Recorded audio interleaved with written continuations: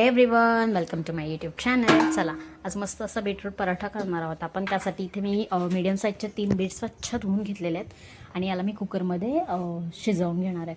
इथे मी कुकरमध्ये बीट टाकून साधारण 2 ग्लास पाणी टाकून याला कुकरच्या 3 शिट्ट्या मी काढून घेणार आहे.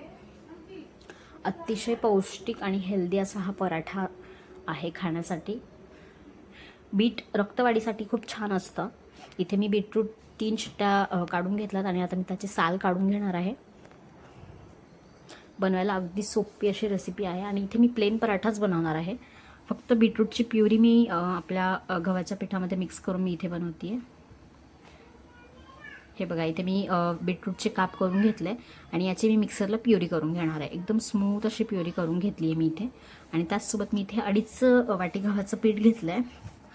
इथे बघा, 2.5 वाटी मी पीठ बारीक चाळून घेतलं आहे.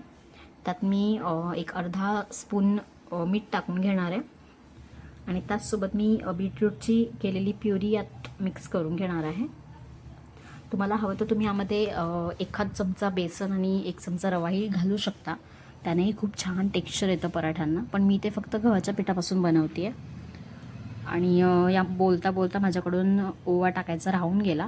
तुम्ही आवर्जून ॲड करा ओवासुद्धा. आणि लहान मुलांच्या टिफिन बॉक्ससाठी तर अगदी सोपी अशी ही रेसिपी आहे.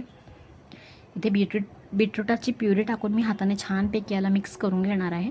छान अशी मी कणिक मळून घेणार आहे. मी सुरुवातीला खूप पाणी नाही टाकणार, थोडं थोडं करून पाणी टाकून घेणार आहे. आणि चपातीसाठी आपण जशी कणिक मळतो तसं हे मळून घेऊया. अगदी चपातीसाठी लागते तशीच कणिक याला मळून घ्यायची. खूप घट्टसर असा गोळा करायचा नाही. आणि इथे मी पराठा लाटून घेते. इथे मी चौकोनी पराठा करणार आहे. त्यासाठी आधी मी छोटी गोल पोळी लाटून घेते आणि याला छानपैकी तेल लावून घेणार आहे. तेल लावून दोन्ही बाजूने याला मी फोल्ड करून पुन्हा एकदा दोन्ही बाजूने फोल्ड करून याला मी चौकोनी आकार दिलेला आहे आणि याला मी चौकोनी शेपमध्ये लाटून घेणार आहे. अगदी झटपट बनवून तयार होतो. हवा असेल तर तुम्ही याच्यात स्पायसेसही ॲड करू शकता.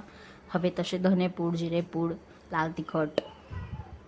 अगदी चटपटीतही पराठा छान होईल. पण मी इथे प्लेन बनवला आहे. मी इथे पराठा भाजून घेते आहे. छानपैकी तेल लावून मी याला भाजून घेतलं आहे बघा.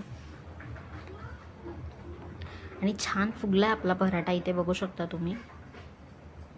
अलटून पलटून छानपैकी दोन्ही बाजूने मस्त छान भाजून घ्यायचा. किती छान कलर आला आहे. आणि तुम्ही हवे त्याचे फुलके बनवू शकता किंवा चपाती बनवू शकता किंवा अशा पद्धतीने पराठेही करू शकता. बनवून तयार आपला बीटरूट पराठा. तुम्हीही आवर्जून ट्राय करा आणि तुम्ही बनवल्यानंतर तुम्हाला ते कसा वाटला हे मला कॉमेंटमध्ये नक्की सांगा. तुम्हाला रेसिपीज आवडत असतील तर लाईक, शेअर, कॉमेंट करा. चॅनलवर नवीन असाल तर सबस्क्राईब नक्की करा. पुन्हा भेटूया अशाच एका नवीन रेसिपीसोबत. तोपर्यंत बाय बाय.